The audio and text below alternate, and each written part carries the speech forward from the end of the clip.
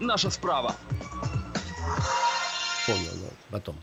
Прывітанне ўсім слухачам Еўрарадыё, у студыі Павел Свярдлоў і эканаміст Леонид Злотнікаў. Прывітанне, Леонид Константинович. Добрый день. А Беларусь мае эканамічныя стасункі, гандлёвыя стасункі са 180 краінамі свету, але асноўных эканамічных партнёраў у нас у прынцыпе два. Гэта Еўрапейскі Саюз, на які прыпадае прыкладна 45% нашага знешняга гандлю, і Расія, на якую прыпадае прыкладна 30%. Астатнія 25% гэта вось гэтыя 100, ну не ведаю, калі Еўрапейскі Саюз не лічыць адной краінай, да, ну 150 краінаў, відаць.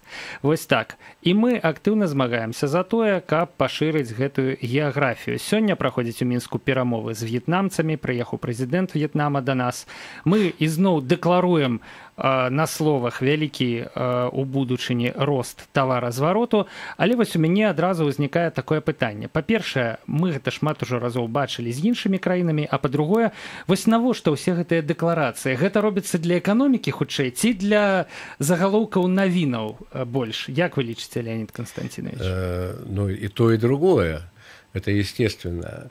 Значит, это первое, что надо действительно поддерживать промышленность и сельское хозяйство, и эту продукцию реализовывать. Это страна маленькая, живет с того, что много продает и много покупает. Поэтому у нас внешний товарооборот раза в 1,3 или сколько раза больше, чем наш ВВП. И для нас внешняя торговля для страны очень важна. Естественно, поэтому столько внимания именно торговле. Калі адбываюцца якія-небудзь перамовы з дэлегацыямі з іншых краінаў, дык на першым месцы звычайна стаіць эканоміка.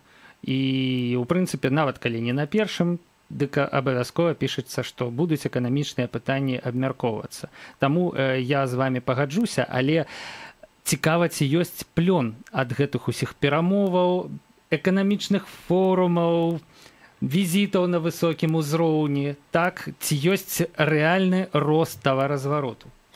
Знаете, действительно очень много шума, как говорится, деревья в верхах шумят, а внизу мало что меняется.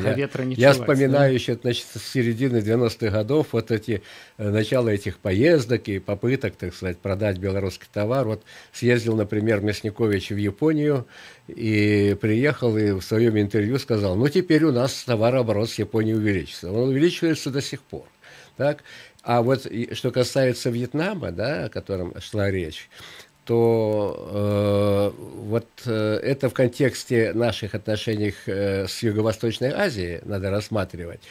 И лет 5-7 тому назад у нас была такая атака на Юго-Восточную Азию. Президент туда 2 раза ездил, рекламировал наш товар, возили туда и БелАЗы в Индонезию, и МАЗы, и договаривались, что мы будем грузовики собирать, и во Вьетнаме в том числе. Ездил Мясникович 2 или 3 раза, ездили министры, да. А потом смотришь, вот беру для примера Вьетнам, так, товарооборот в 2013 году был небольшой товарооборот, где-то 280 миллионов долларов – это товарооборот, и экспорт, и импорт. Так? Но это примерно раз в 6-7 меньше, чем товарооборот с Литвой, хотя в Литве 3 миллиона человек, а в Вьетнаме уже под 90. 90, так. Да, какой маленький товарооборот. И вот этот маленький товарооборот к 2016 году понизился до 180 или сколько там миллионов долларов. Ну, экспорт наш там 87 миллионов, импорт 120 там, миллионов, сдается, да, где-то вот миллион, небольшие, очень небольшие, и понизился. Мы видим на примере Вьетнама, что все много поездок, много разговоров. Вьетнам, в конце концов, вступил в Евразес, ну, сейчас Европейский экономический союз в мае 2015 года. И что мы видим? Товарооборот с Вьетнамом по сравнению с 2015 был крошечный, а стал еще меньше. В начале, вообще, даже смешно сказать, за первый квартал 2017 года, я вот перед поездкой сюда посмотрел справочник, да, товарооборот составил 11 миллионов долларов. Это крохотная величина для такой большой страны, как Вьетнам. Вот. И поэтому и для нас, принципе, разговоры разговорами, а жизнь идет своим чередом. Ці вартыя ўсе гэтыя размовы таго, каб дасягнуць такога выніку, да? Можа, тут, вось як я і кажу, больш рэзону для нашых уладаў у тым, каб зрабіць гучныя загалоўкі навінаў, каб паказаць сваю працу, да, на міжнародных рынках, каб упэўніць людзей, у тым ліку, што вось вядзецца, вось працуем, і там у нас сябры, і там у нас, і ў Інданезіі, і ў Малайзіі, и у Нигерии вот у нас сябры. Да, да, после Юго-Восточной Азии наша дипломатия вся переместилась в Африку. Ну, как говорит президент, надо идти туда, где нас еще не знают. Ну, вот скоро будут знать везде, и, в общем, приходить-то будет некуда. Цікаво, з яких меркаванняў. Да, нам трэба ісці туды, где нас... Бо там, где нас уже ведаюць, там, может, нас не хочется, так думать, да, але тым не менш. Я думаю, что касается Вьетнама, то наши усилия тщетны. Это другая страна, другая экономика. Это хотя там и компартия, но они где-то в начале в начале 90-х, так же, как Китай, перешли на путь капиталистической рыночной экономики, как они сами себя называют, да, и попытки нашей плановой экономики, где товар продают руководители государства, правительства, и там этим занимаются, назовем прямо так, капиталисты, да, то есть собственники, фирмы частные и так далее, и им, наверное, очень странным кажется, когда премьер-министр приезжает продавать трактора или МАЗы. Вот. Это уже другая страна, другой мир. Так, они живут по-другому. И ничего у нас с Юго-Восточной Азией не получится. Мы разные менталитеты. Они даже, я думаю, правительство не чувствует, что разница в менталитетах очень существенная. И это тоже, в общем-то, они выглядят странно. Але гэта наша дзяржаўная пазіцыя. Я памятаю выказванне Александра Лукашэнкі наконт таго, што нашы амбасады мусить быть гандлёвыми прадстаўніцтвамі. Нет, да? Ну, не ў такім... В любой стране амбассадоры повинны допомагать гандляваць, но кому? Не кіраўніцтву краін, а частным фирмам. Приватным фирмам. Ну, я уже по-русски переведу назад. Не, ну, натуральна. Тут у нас кожны на сваёй мове. Глядзіце, я яшчэ вось загалоўкі пачытаю, да? Што, які традыцыйны выплеск, да, выхлап ад гэтых сустрэч? Беларусь плануе павелічэнне таваразварота з Малайзіяй. Таваразварот Беларусі з Малайзіяй можа вырасці шматкратна, прычым у бліжэйшыя некалькі гадоў, да, вельмі канкрэтна. Гэта снежань 2016 года. Пастаўкі беларускай кар'ернай тэхнікі ў Индонезию повеличится. Все чамусьці у будущем часе, да? Значит, вот я когда слушаю белорусское радио, да, я уже слушаю лет там 15-20, и все идет в будущем. Вот смотрите, середина 90-х годов, да, наши идеологи официальные, которые, так сказать, при правительстве, при президенте, они объясняют, мы у рынок не пойдем. Значит, мы не будем, может быть, такую технику изощренную производить, как на Западе, но наша техника в России, там, где на морозах надо иногда, так сказать, не очень какое-то тонкое масло, а где надо, там, чтобы починить и кувалдой стукнуть, наша техника будет как раз идти. И такая же невзыскательная техника нужна в бедные страны Юго-Восточной Азии, Китай, Вьетнам. Вот мы будем, нам не надо такие изощренные велосипеды. Во Вьетнаме пойдут и наши велосипеды велосипедного завода на расхват, они там это самое. И пытались наши там тогда велосипеды отправлять во Вьетнам, но что вышло? Велосипедный завод, где, мы знаем. И апошнім часам там, здаецца, была китайская сборка, что яшчэ больш иронично, так? То бок не мы туды отправляем Нет, ровары, ну там было как, они же менталитет разный, да, Юго-Восточной Азии и здесь. Мы славяно-православный мир. Там мир философии буддийской, там нет веры в загробную жизнь, там в том же Китае практически нет религии, там человек стремится жить сегодня, жить, так сказать, для этого работать непрерывно, что-то делать и так далее, да. И у них, при их менталитете, они начали быстро развиваться. Сначала Китай. Китай, конечно, очень напористый, но у него соответствующая политика к таким, как белорусы, к этим фирмам. Наши думали, что да, мы наладим производство там самосвалов, будем их продавать. Мы наладим производство грузовиков. Мы будем собирать там наши велосипеды. Китайцы идут, изучают, потом сами выпускают какую-то там, как на большегрузных самосвалах, на МЗКТ они сначала эти колесные тягачи, будем там собирать, ездили в 2010 году там все делать и продавать тоже в Вьетнаме и так далее, да, с Китая. А осталось, так сказать, что китайцы все делают сами, а нам поручили, например, это как бы небольшой договор, небольшие инвестиции на МЗКТ, это коробку передач. Значит, вместо сборки нас, наоборот, подцепили. Да, нас субподряд, не мы китайцев, а они нас. Это самое. И вся вот эта стратегия, непонимание, что такое Юго-Восточная Азия, непонимание, что такое современный мир, что такое капиталистическая экономика. Вся эта стратегия проваливается, мы беднеем, но с каким-то завидным упорством продолжают уже, так сказать, начиная с середины 90-х годов ездить по миру и стараться там, где нас не знают, что-то продать. И все у нас исчезает, велосипеды исчезают, МАЗы тоже там сокращаются, трактора там, не знаю, как там с рисосеющими тракторами. Наконт трактаров, у меня есть по Вьетнаме не вельми свежая, але тым не менш статыстыка, зараз дасяжная па знешнім гандлі за 2015 год на сайце Белстата. Мы ім прадалі у 2014 годзе 83 трактары, у 2014 больш за ўсё 183. Далей правал, далей невеличкий рост. Зараз мы 75 тракторов у 16 году. Я сказал в целом, что произошло почти двукратное сокращение нашего товарооборота по сравнению с 2013 годом, в 2016 и начале 2017 года. И это при том, что на вьетнамской купюре у 200 донгов выявлены белорусский трактор, якія пастаўлялі яшчэ ў савецкія часы у якасці фінансавай дапамогі В'етнаму, які пацярпеў ад вайны з Злучанымі Штатамі і якому трэба было ўзнаўляць сельскую гаспадарку. Але чаму мы не змяняем прыёмаў? З 90-х, з 2000-х мы не умеем? Дело же не только, что приемы там сбыта. Речь идет, мы не меняем экономику, модель экономическую.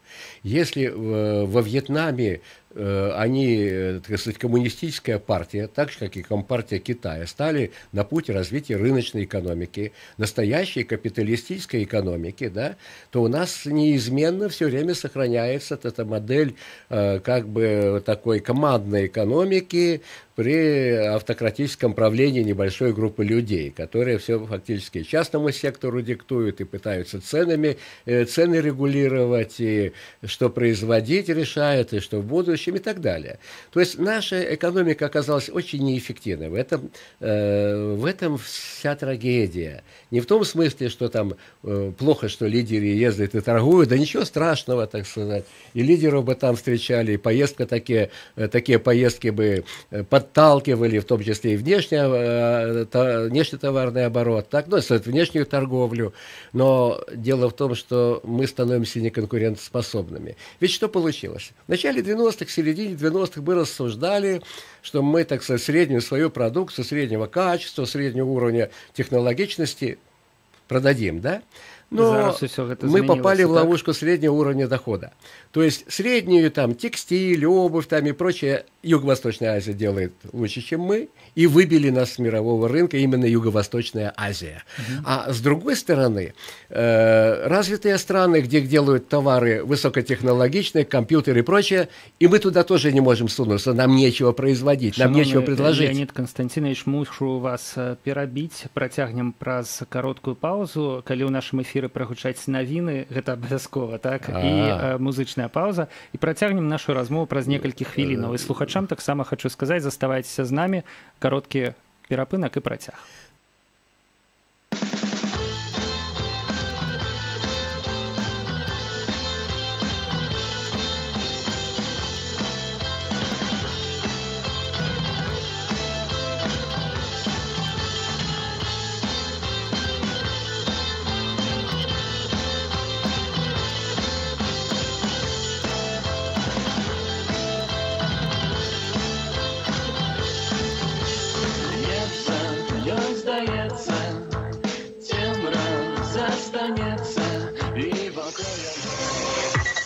Еўрарадыё.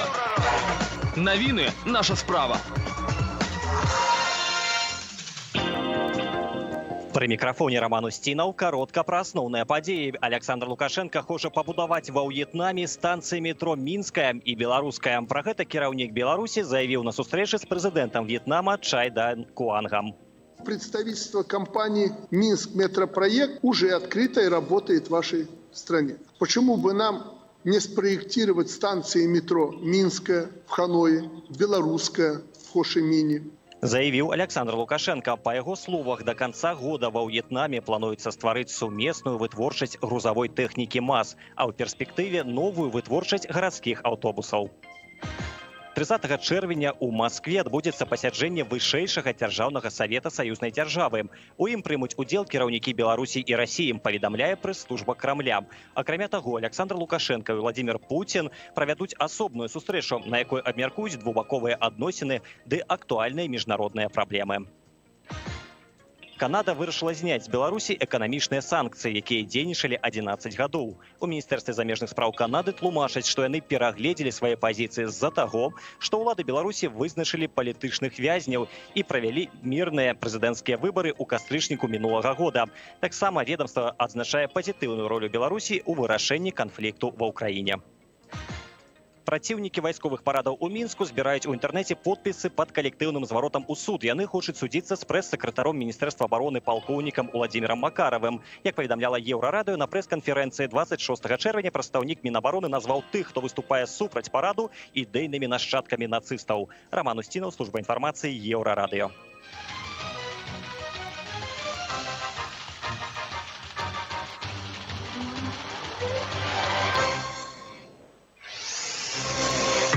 Еўрарадыё. Навіны наша справа.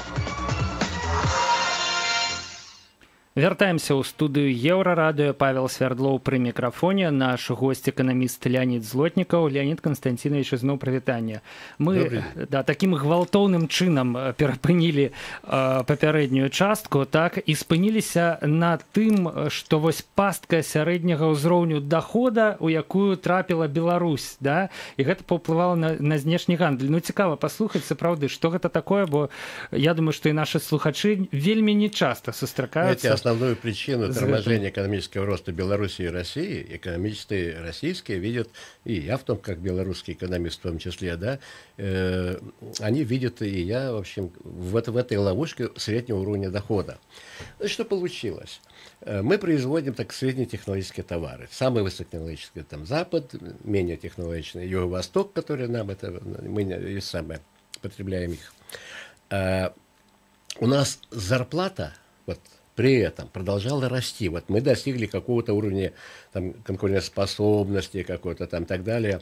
Что-то мы там зарабатывали на внешней торговле. Вот представьте, 2012 год, когда президент требует увеличить зарплату, так, и ее увеличивают на 22%. При отсутствии роста производительности труда. То есть люди как производили одно и то же количество товаров, так и производили. Потом в 2013 году опять рост зарплаты без роста ВВП и производительности труда. В 2014 первой половине то же самое. И получается что? Что уровень зарплаты наших работников накручивается по всем переделам, где сырье там делают, добывают, где там какие-то детали. И в конце концов все это аккумулируется в товарах конечного потребления, которые идут на экспорт, там, на свой спрос. Да? И их цена вырастает. И вот цена их выросла, вот для примера, что, например, станок с ЧПУ, который производит вот Витебский станкостроительный завод, да, ну это я цитирую директора одного витебских предприятий, который говорит, что этот станок с ЧПУ стоит более чем в 2 раза дороже, чем немецкий станок того же, как говорится, той же производительности, той же, так сказать, того же класса и так далее. Это немецкий. Кто же его купит? Его станок, не купит да? ни в Юго-Восточной Азии, хоть ты трижды туда езди, премьер-министр продавай, да? Не здесь. То же самое происходит и с БелАЗами. Я помню, 2010 год, как только Мясникович стал премьер-министром, он ездил на БелАЗ. Он говорит, ребята, что вы делаете? Зарплата у вас уже такая, что если вы не будете повышать, то при вашем уровне качества цена уже нашего БелАЗа будет несопоставима с карьерными самосвалами тех БелАЗов. Это же не только на одном заводе там зарплата, это же все собирается через детали, через все в конечный продукт. Это на всех предприятиях зарплата росла, и в сельском хозяйстве росла. И вот это стремление, повысим зарплату до $500, потом до $1000, экономика не развивается, и вот этими требованиями загнали экономику в трубу. То есть в каком смысле в трубу? Что во внешней торговле наши товары не конкурентоспособны, и это, пожалуй, главная причина. Сколько потом не езди за границу, не продавай, у тебя ничего не получается. Вот как в примере с этим станком. Понятно, да? Ну, хіба што па сяброўству, я так да, разумею, то есть, да? Калі наладзіць такія асабістыя стасункі на ўзроўні прэзідэнтаў, як, напрыклад, у нас было з Венесуэлай пэўны час, да? Вось тады, магчыма, там были дармовые деньги от нефти, там 90% дохода Венесуэлы от экспорта – это одна нефть, а нефть там пробей дырку палкой, и тут же нефть потечет там на этой земле и так далее. Была Венесуэла богатой краиной, да. Мы тоже строим социализм, угощая социализм. Мы друзья, Венесуэла, да? так сказать, навеки, и продадим, и дадим, там денег не считали. Да. Але час змянился? Ну, а теперь вот получается, что мы не можем делать технику более высокого уровня по технологии и достаточно, так сказать, по цене, чтобы продать. Два варианта. Ці больш якасную технику по гэтым же кошце, ці такую ж по якости, или по неволе зарплата снизится, да? Народ будет беднеть. А Другого варианта нет. Мы не можем жить, не торгуя, потому что она маленькая. У нас надо много продать, чтобы что-то купить, там, сырье, энергию, там, ну и всякие компьютеры и прочее. Да? А продать очень трудно без убытка. Што тады рабіць? Вось, дарэчы, пра ўсходнія рынкі, далёкія рынкі, так? Я так разумею, што ў іх выпадку разам з коштам самога тавара дадаецца яшчэ і лагістычны кошт, лагістычныя выдаткі на тое, каб давесці, напрыклад, беларускі той жа трактар у В'етнам, трэба, ну, потратить нашмат больше грошей, чем до Литвы. Да, но во всяком случае, конечно, сейчас логистика не такая проблема, как раньше. Сейчас морские суда берут сумасшедшее количество тонн, несколько сот тысяч тонн груза, предположим, одно судно ведет и так далее, да. То есть я бы не сказал, что логистика, да, это и молоко далеко везти, да, вот там 7 дней надо доставлять, чтобы в Китае потребляли или больше, да. На самолете это очень дорого, пробные партии можно в Саудовскую Аравию завезти даже, или там в Катар, как наши возят, или Абу-Даби туда, значит. На самолете, да, на самолетах. Это можно попробовать, можно показать, но, конечно, массово очень трудно туда, тем более... Ну, чему мы тогда не концентруемся на ближайших рынках, на тем, как лепше выглядать? А понимаете, какая? Вот ближайший рынок Россия. До сих пор это больше 90%, например, молочной и мясной продукции, да? Но Россия еще там лет 10 тому назад поставила задачу обеспечить себя продуктами сельского хозяйства без всякого импорта. Они выбили наше яйцо оттуда, курицу выбили, вот свинину выбили, сейчас говядина еще как-то идет, но они уже и свою производят, и даже в Минск завозят, и так далее. Но у нас ничего не развивается, в этой экономике ничего не может быть развито. Ну, вот это мы идем по пути Кубы, Северной Кореи, мы будем туда идти, люди не понимают, что происходит. У нас нет среди наших министров, которые получили бы, ну, там 1, 2, 3 бы найдем, получили бы современное образование. Нет людей, все время ведь на уровне, высшем уровне были люди, которые получили еще советское образование, политэкономию. Никто их не изучал там макроэкономику, микроэкономику. Это вообще считается блажей. Например, доктор экономических наук, который возглавляет кафедру, там, я не помню, там, модернизации экономики, или как это называется, в БГУ, Байнюк, он вообще требует, чтобы запретили преподавать современную экономику в белорусских вузах, чтобы люди вообще вообще ничего не знали, да, вот это такой профессор, и все. Он в окружении президента, тоже влияет на мозги там окружения президента. Вот народ вот такой собрался, который собрался потому, что социализм, тут, так сказать, его задержали, его уход, тут другие ценности, тут народ тоже поддерживает эту уравнительную справедливость, и народ такое надо отметить, нельзя винить только одного президента ці там и яго так далее. пакаленне. Цікава паглядзець на гэтую сітуацыю з гледзяшча звычайнага чалавека, які вось працуе на заводзе. Ён ні ў чым не вінаваты, у прынцыпе, а ён робіць тое самае, што рабіў там 10 гадоў, да, вырабляе свае дэталі і гэтак далей. Але што адбываецца? Ён адчувае, што жыць робіцца ўсё горш і горш. Ён разумее, што яго там масу, які ён вось свой унёсак робіць, ён не прадаецца. Вот я не разумею, што ў галаве ў гэтага чалавека. Каго ён лічыць вінаватым у гэтым? Сусветны капіталізм? Не ведаю. Еще хуже, если это то, что он сделал, продается с убытком. Уже дело дошло до этого, да. А для того, чтобы поддерживать зарплату, начинают банки кредиты выдавливать, да, а потом нарастает кредиторская задолженность. Если дальше пойдет, так еще ахнет и банковская система в результате такой политики. Тогда еще хуже будет, так? То бок гэта тая сітуацыя, калі лепш нічога не вырабляць і плаціць людзям заробак. Да. Ну, это не везде, но там, где с убытком продают, там лучше так. Лучше действительно найти деньги, чтобы платить вот долларов 150 по безработице. Это лучше, чем производить. Бывают и такие случаи. Но тут мы уж, конечно, за маленькую беседу конечных причин не найдем, но они очевидны для большинства экономистов, так, кто образован. Кроме Байнёва, да? Ну, таких, кстати, очень много профессоров и в Москве, которые всей душой за социализм. Ну, Байнёв вообще утверждает, что у нас рынок сохранился только в 3 странах: Кубе, Северной Корее и Белоруссии, рыночные отношения, что на Западе давно рынка нет, это студентам такие лекции читает. Тут вообще у нас уникальная страна. Ну ладно. Вось вы сказали, что это маленькие люди, яны падтрымліваюць все, что отбывается. Не то, что не подтримливают, они, во-первых, этого не понимают. Почему, да, так происходит. И это они не должны понимать, они должны зарабатывать свои деньги, жить, наслаждаться жизнью и так далее. Да?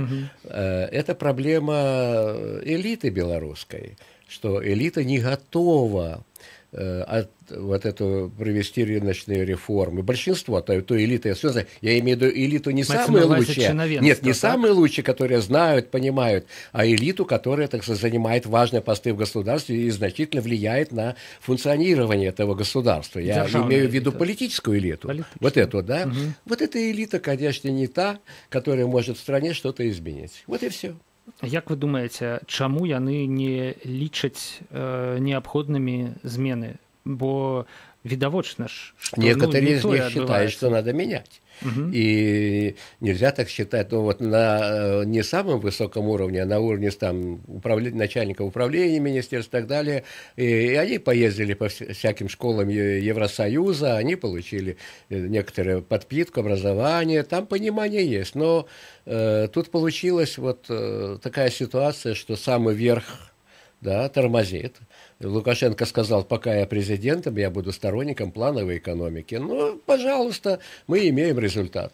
Што мы маем у выніку? Мы з кожным днём, я так разумею, адстаем. То бок мы спрабуем наши тавары ўсё ж таки на нейкія новыя рынкі прыстроіць, да, прыладзіць. Гэта часам атрымліваецца, часам недзе не атрымліваецца, але вось ідзе жыццё, да? Эканоміка прынцыпова не змяняецца, тавары застаюцца тымі, якімі яны і былі. Ну, где-то меняется, но в большинстве случаев нет, конечно. А ўвесь свет, ён у гэты час... Мир очень быстро развивается. Мы так отстаем от развитых стран мира, да, что я где-то даже высказался, написал это, да, что мы можем оказаться в семье несостоявшихся государств.